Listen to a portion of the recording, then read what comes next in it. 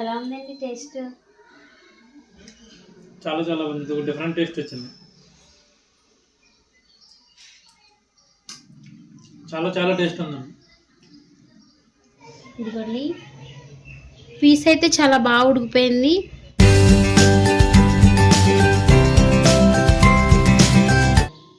Hi అండి, అందరూ ఎలా ఉన్నారు? బాగున్నారా? మరొక నాన్ వెజ్ రెసిపీతో అయితే మీ ముందుకు వచ్చేసానండి. ఈరోజు నేను చేపల పులుసు చేద్దాం అనుకుంటున్నాను. చాలా రోజులైంది కదా చేపల పులుసు చేసుకొని అని చెప్పేసి మా హస్బెండ్ వెళ్ళి చేపలు తీసుకొచ్చారు. ఎన్ని కేజీలు ఉంటుందండి చేప? చాలా పెద్దగా ఉంది. తలకాయ చూస్తేనే చాలా పెద్దగా అనిపిస్తుంది. ఇది ఏకంగా 4 కేజీల దాకా ఉందన్నమాట. ఇది బొచ్చే చేప. ఇది 4 కేజీల దాకా ఉంటుంది. చేప ముక్క ఒక్కొక్కటి నా అరిచే అంత ఉన్నది. చాలా పెద్ద చేప.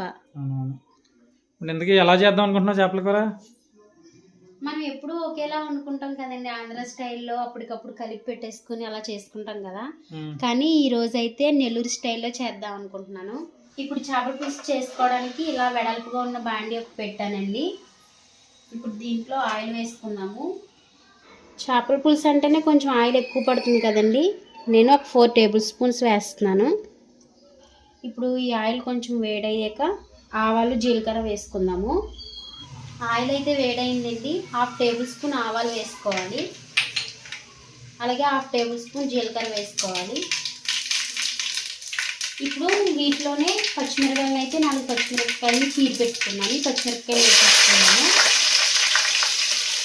ఒకటి పెద్ద సైజు ఉల్లిపాయ అండి, ఒకటి మీడియం సైజు ఉల్లిపాయ. 2 ఉల్లిపాయలని ఈ విధంగా చీరుకున్నాను.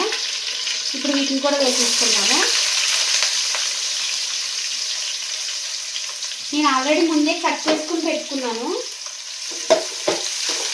వీటిని వేయించుకోవాలండి. మాది యాక్చువల్గా గోదావరి జిల్లా అండి. మేమైతే ఇలా వండుకోము, మేము మొత్తం కలిపి పెట్టేసుకుంటాము ఒకసారి. కానీ నెల్లూరు స్టైల్లో చేద్దాం అనుకుంటున్నాను కదా, ట్రై చేస్తున్నానండి. టేస్ట్ ఎలా ఉంటుందో నేను చూసి మీకు కూడా చెప్తాను. మీరు కూడా తప్పకుండా ట్రై చేయండి.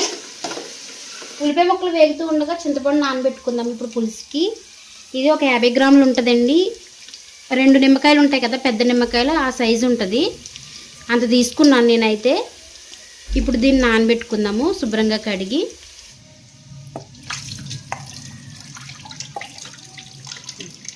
ఇది కూడా చింతపండు శుభ్రంగా క్లీన్ చేసేసుకున్నాను. ఇప్పుడు దీంట్లో వాటర్ వేసుకుని నానబెట్టుకుందాము. ఇదిగోండి, ఉల్లిపాయ ముక్కలు అయితే కలర్ వస్తూ ఉన్నాయి. నెల్లూరు సైడ్ వాళ్ళు అయితే జీలకర్ర ఆవాలు ముందుగా వేసుకుంటారండి ఆయిల్లో. వాళ్ళు అయితే కలిపి పెట్టుకోరు. నార్మల్గా మనం కర్రీస్ ఎలా చేసుకుంటామో కొంచెం అదే టైప్లో ఉంటుంది పులుసు. ఇంకా కొంచెం కలర్ వచ్చేలా వేయించుకుందామండి. ఉల్లిపాయ ముక్కలు అయితే వేగిపోయాయండి. ఇదిగో కలర్ వచ్చేసాయి కదా. దీంట్లో టమాటా ముక్కలు వేసుకుందాము. నేను పెద్ద సైజు టమాటాని ఈ విధంగా చిన్న చిన్న ముక్కల కింద కట్ చేసుకుని వేసుకుంటున్నాను. వీటిని కూడా బాగా దగ్గరగా మగ్గించేయాలి.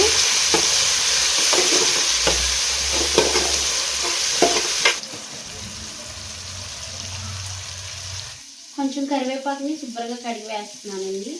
ఫ్లేవర్ అయితే చేపల పులుసులో చాలా టేస్టీగా ఉంటుంది, కరివేపాకు ఫ్లేవరు. ఒకసారి మొత్తం కలిపేసుకుందాము. టమాటాలు కూడా చాలా బాగా మగ్గిపోయాయి కదండి, ఇంకా చూస్తున్నారు కదా. ఉల్లిపాయ ముక్కలు టమాటా ముక్కలు చాలా బాగా వేగిపోయాయి కదండి. ఇప్పుడు దీంట్లో సాల్ట్, కారం, పసుపు వేసేసుకుందాము.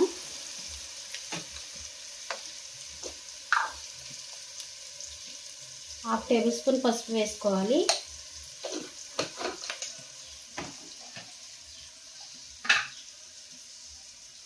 నేను 2 టేబుల్ స్పూన్స్ వేస్తున్నానండి. మీరు మీ టేస్ట్కి తగినట్టుగా వేసుకోండి సాల్ట్.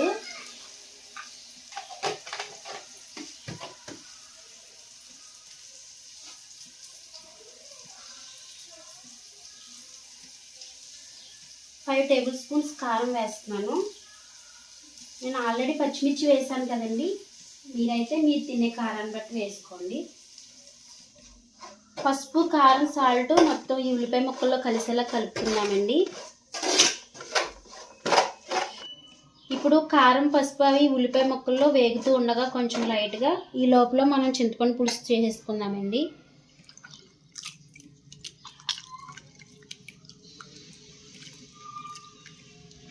చింతపండు పులుసుని అయితే ఇలా గుజ్జులా తీసేసుకున్నాను చిక్కగా. ఒక పక్కన అయితే కారం, సాల్ట్ అవి ఉల్లిపాయ ముక్కలు చాలా బాగా మగ్గిపోయాయి. ఇప్పుడు ఈ చింతపండు పులుసుని దీంట్లో వేసేసుకోవాలండి. నేను చిక్కగా తీసుకున్నాను. తర్వాత మళ్ళీ మనం వాటర్ యాడ్ చేసుకోవాలి. ఈ పులుసు సరిపోదు కదండి, వాటర్ యాడ్ చేసుకోవాలి. మొత్తం మిక్స్ చేసేసుకున్నాను. ఈ పులుసు వేసుకున్న తర్వాత పైన మళ్ళీ నార్మల్ వాటర్ వేసుకోవాలండి. మరి మనకు ముక్క ఉడకాలి కదా, అందుకు మనకి ముక్క ఉడకడానికి సరిపడా వాటర్ని అయితే వేసుకోవాలి. ఇప్పుడు వాటర్ పోసాను కదండి, ఇప్పుడు ఇది మరిగేంత వరకు దీనిపైన మూత పెట్టేసుకుని మరిగించుకుందాము. ఇదిగోండి పులుసు అయితే మరుగుతుంది. ఇప్పుడు పులుసులో చేప ముక్కలు వేసుకుందాము. తలకాయ వేస్తున్నానండి. ఇది వాటర్ తక్కువగా ఉన్నాయి కదా, ఉడకదేమో అని అనేసి అనుకుంటామేమో. ఒకవైపు ఉడికిన తర్వాత ఇంకొక వైపుకి తిప్పుకుని వేసుకోవాలండి, జాగ్రత్తగా విడిపోకుండా. ఇప్పుడు ఈ చేప ముక్కలన్నిటిని నేను పులుసులో వేసేస్తున్నాను.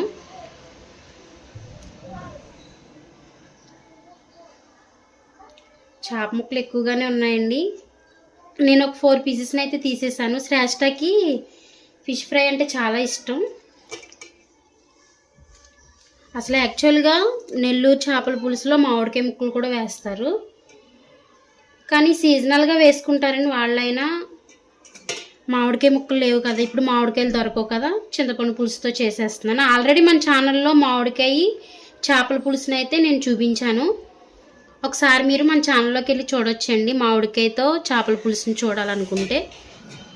ఇప్పుడు మొత్తం ఒకసారి కలిపేసుకుందాము. ఇంక ముక్కలు వేసిన తర్వాత గట్టితో కలుపుకోవడం కుదరదు కదండి, ఇలా బాండిని పెట్టుకుని మొత్తం ఒకసారి కలిదిప్పేసుకోవాలి.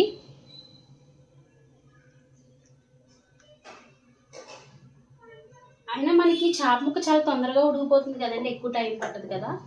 తలకాయనే మధ్యలో ఇంకొక వైపుకి తిప్పుకుంటే ఒకసారి సరిపోతుంది. ఇప్పుడు దీనిపైన మూత పెట్టేసుకుని ఉడికించుకుందాము. ఇప్పుడు చేప ముక్కలు ఎలా ఉడుకుతున్నాయో చూద్దాము. ఇదిగోండి నేనైతే ఫ్లేమ్ని సిమ్లో పెట్టి ఉడికిస్తున్నాను.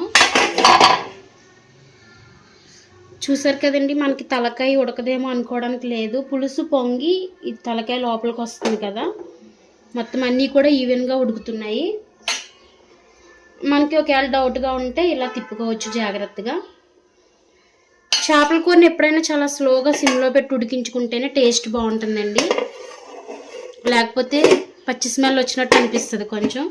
కర్రీ ఉడుకుతూ ఉంది కదా, ఇప్పుడు దీంట్లోకి పులుసులోకి మసాలా ప్రిపేర్ చేసుకోవడానికి స్టవ్ ఆన్ చేసుకుని ఒక చిన్ని కడాయిని పెడుతున్నాను. పోపు ప్యాన్ పెడుతున్నానండి చిన్నది. దీనిలో 1 టేబుల్ స్పూన్ జీలకర్ర వేసుకోవాలి, 1.5 టేబుల్ స్పూన్ ధనియాలు వేసుకోవాలి, అలాగే 1 టేబుల్ స్పూన్ ఆవాలు వేసుకోవాలి, అలాగే 1/2 టేబుల్ స్పూన్ మెంతులు వేసుకోవాలి. వీటిని కొంచెం వేయించుకోవాలండి, బాగా మాడిపోయేలాగా ఏం కాదు, లైట్గా వేగితే సరిపోతుంది. మనకి అవి వేగినట్టు స్మెల్ తెలుస్తుందండి, అలా స్మెల్ వచ్చినప్పుడు స్టవ్ ఆఫ్ చేసేసుకోవాలి. ఇంక ఈ చేపల పులుసులో అల్లం వెల్లుల్లి పేస్ట్ ఏం వేసుకోరంటండి, జస్ట్ ఈ పౌడర్ వేస్తారంట అంతే. చాలా టేస్ట్గా ఉంటుందంట. చూద్దాం మనం కూడా ట్రై చేసి ఎంత టేస్ట్ వస్తుందో. ఇప్పుడు స్టవ్ ఆఫ్ చేసేసుకుందాము. వేగిపోయాయండి. ఇవి చల్లారిన తర్వాత మనం మిక్సీ జార్లో వేసుకుని మెత్తగా పౌడర్ కింద చేసుకోవాలి. చూద్దాం మనం ఈ మసాలా పౌడర్ వేసి చేస్తున్నాం కదా, మన ఆంధ్ర స్టైల్లో అయితే చేపల పులుసు ఎలా ఉంటుందో, నెల్లూరు స్టైల్లో చేపల పులుసు ఎలా ఉంటుందో టేస్ట్ చూద్దాము. ఇదిగోండి చేపల పులుసు అయితే దగ్గరగా ఉడుకుతుంది కదా,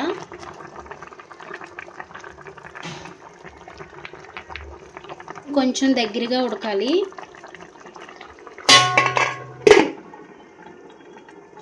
ధనియాలు, జీలకర్ర, ఆవాలు, మెంతులను అయితే మిక్సీ జార్లో వేసేసుకుందామండి. చల్లారిపోయాయి. ఇప్పుడు వీటిని మెత్తగా పౌడర్ కింద చేసుకుని తీసుకొద్దాము. మసాలాలు అయితే మెత్తగా పౌడర్లా చేసేసానండి. ఇప్పుడు చేపల కూర ఎలా దగ్గరగా ఉడికిందో ఎలా ఉందో చూద్దాము. ఇదిగోండి చేపల కూర అయితే దగ్గరగా చిక్కగా అయితే ఉడికిపోయింది. ఇలా ఉంటే సరిపోతుందండి. మళ్ళీ వేడి తగ్గిన తర్వాత దగ్గరగా అయిపోతుంది. ఇదిగో చూస్తున్నారు కదా, పులుసు చిక్కబడింది. ముక్కలు కూడా చాలా బాగా ఉడికినట్టు మనకైతే తెలుస్తుంది పైకి.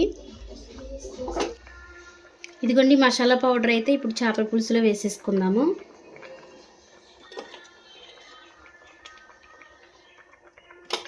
ఇప్పుడు మొత్తం కలిసేలాగా ఒకసారి గిన్నెను పట్టుకుని తిప్పుకోవాలి. ఈ మసాలా పౌడర్ వేయగానే అరోమా అయితే చాలా బాగుందండి. స్మెల్ అయితే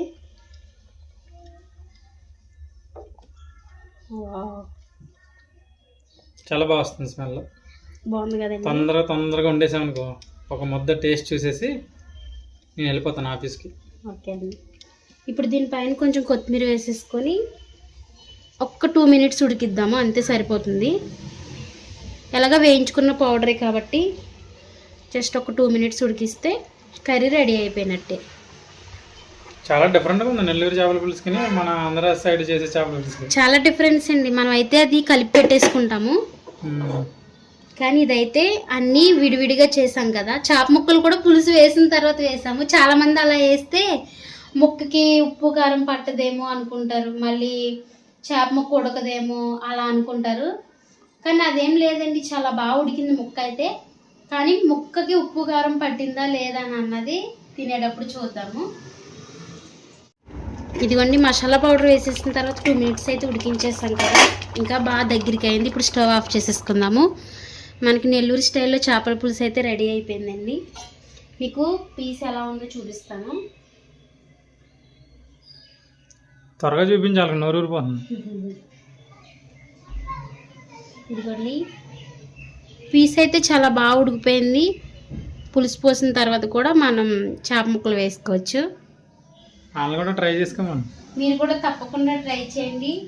టేస్ట్ అయితే చాలా బాగుంటుంది అనుకుంటున్నాను, ఎందుకంటే స్మెల్ చూస్తుంటేనే అర్థమైపోతుందండి దీని టేస్ట్ ఎలా ఉంటుందని చెప్పేసి.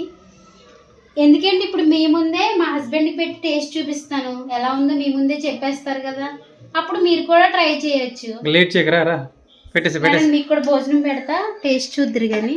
సరే సరే, టేస్ట్ చూసి ఎలా ఉందో చెప్పండి. పెట్టు, నోరు ఊరిపోతుంది. చాలా చాలా చాలా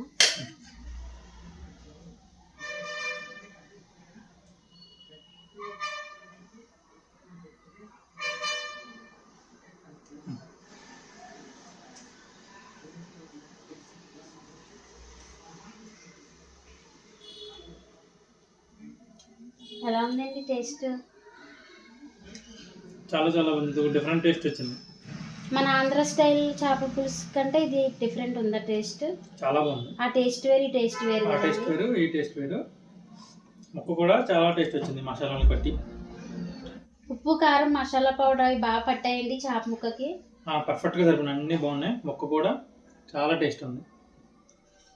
అయితే నెల్లూరు చేపల పులుసు కూడా చాలా టేస్ట్ ఉంటుంది అనమాట. ఇది నేను అందరూ నెల్లూరు చేపల పులుసు అని అంటారు కదా అని అనుకునేవాడిని. ఇప్పుడు మన ఇంట్లో టేస్ట్ చూసాక ఇది ఒక డిఫరెంట్ టేస్ట్ వచ్చింది. ఇది ఏదో వీడియో కోసం చెప్పలేదని చెప్పట్లేదు, నిజంగా చాలా బాగుంది. ఒకసారి మీరు కూడా ట్రై చేసి టేస్ట్ చూడండి, తప్పకుండా నచ్చుతుంది మీకు. ఇదిగోండి చూసారు కదండి, చాలా బాగుంది అంటున్నారు కర్రీ అయితే. కాబట్టి మీరు కూడా తప్పకుండా ట్రై చేసి టేస్ట్ చేయండి.